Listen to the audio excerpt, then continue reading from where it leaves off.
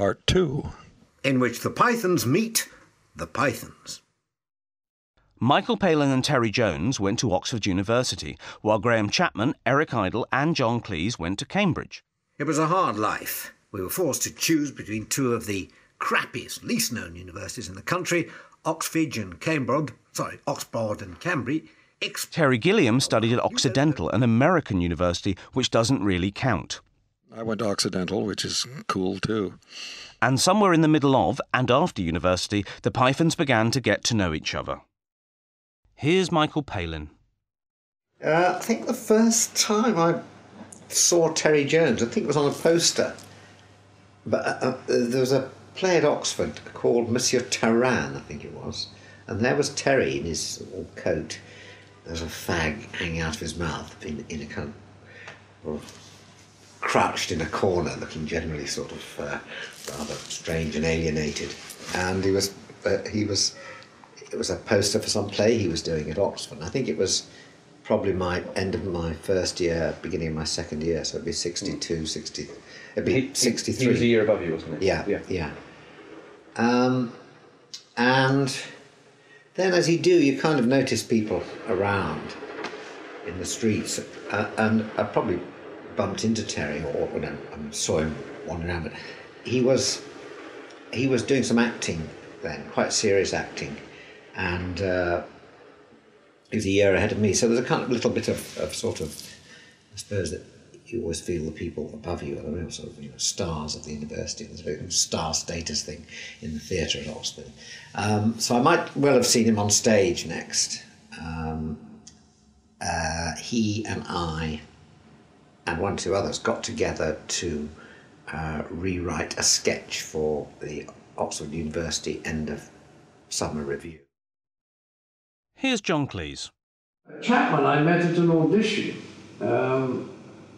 My first year at Cambridge, for the show, for the Footlight. I went up to Cambridge in October 60.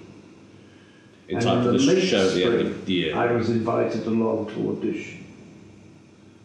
And I don't remember who invited me, but I just got this piece of cardboard inviting me to audition. Yeah. And they may have done, in those days, sent that to all the members, they probably did. And you went along to the Arts Theatre and you got up and they said, will you do this or will you do that?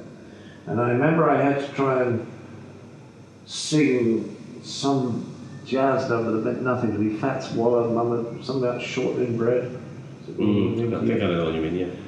And to my astonishment, I was being asked to sing, which I was incapable of doing, and also to do a little dance with them.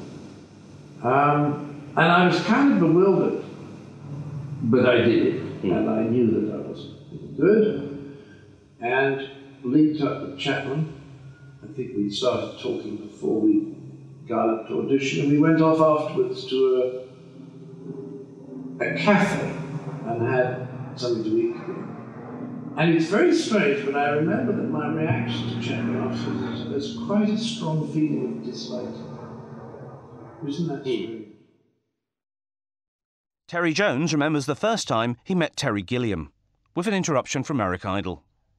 Well, that would be when we were doing Do Not Just Your Set, and this American guy started a strange coat he wore.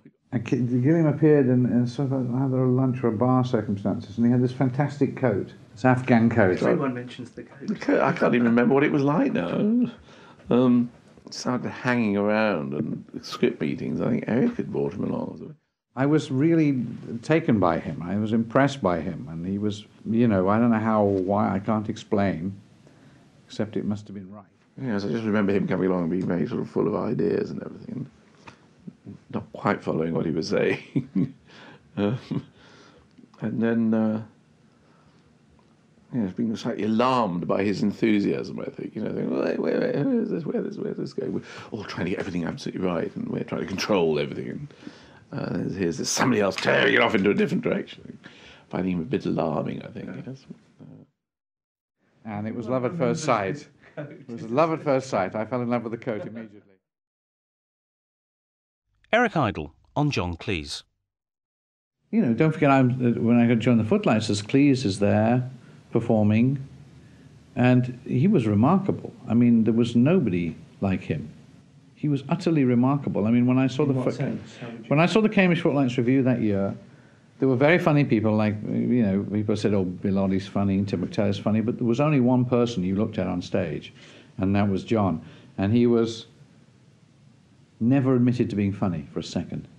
You had no sense that he knew he was being funny. It was just so controlled and so physically in control that it was just brilliant. It was just head and shoulders above anybody else. I mean, he was remarkable. Terry Jones on Eric Idle. First saw Eric again on stage. So all these people I saw on stage, first of all. And Eric was on stage in Edinburgh, doing a review in Edinburgh. It must have been our third year. So we were doing, I think we called it the Oxford Review, I think it was. And we were doing our review, and we went to see the Cambridge Review. I may have seen him the year before, I can't remember. I just remember seeing this very beautiful young man on stage with very blue eyes. And so that, I mean, that's all I knew about. And then we did a show together, I think, Cambridge and Oxford. We kind of combined, because we were on the Fringe, and we did this show which we called Rejects Night, where we all got together. It was an extra show we put on after our review, and I think Cambridge came in on this, and we sat on the stage after our review at wherever we were operating, and we had a big dustbin on the stage, and we all of us sat around and got up and read out sketches that we hadn't finished or hadn't included. And sort of just read them as long as they got laughs, and when they started going off, we just crumpled them up and threw them into the dustbin. And it was like an hour's show of rejects, you know, things that had got rejected. And Eric, I think, was involved in that. Terry Gilliam first met Jones, Idle and Palin after a performance of Do Not Adjust Your Set. And then the first time I met them was, I think it was out at Teddington is where it was. And I remember walking into the bar after the show, and Eric was immediately friendly and nice, first person I bumped into, and there were these two others crouching back in a booth, being unfriendly, and that was Mike and Terry, and that was the beginning of a wonderful relationship.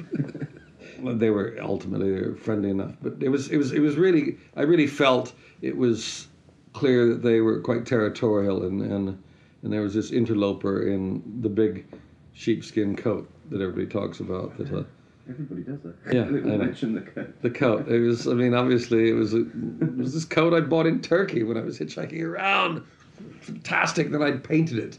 That was probably the thing. I'd done some work on it. Yeah. And this coat, I think, you know, it attracted Eric immediately because he knew he was seeing some major, you know, interesting person, and the others were threatened by it. So there you go.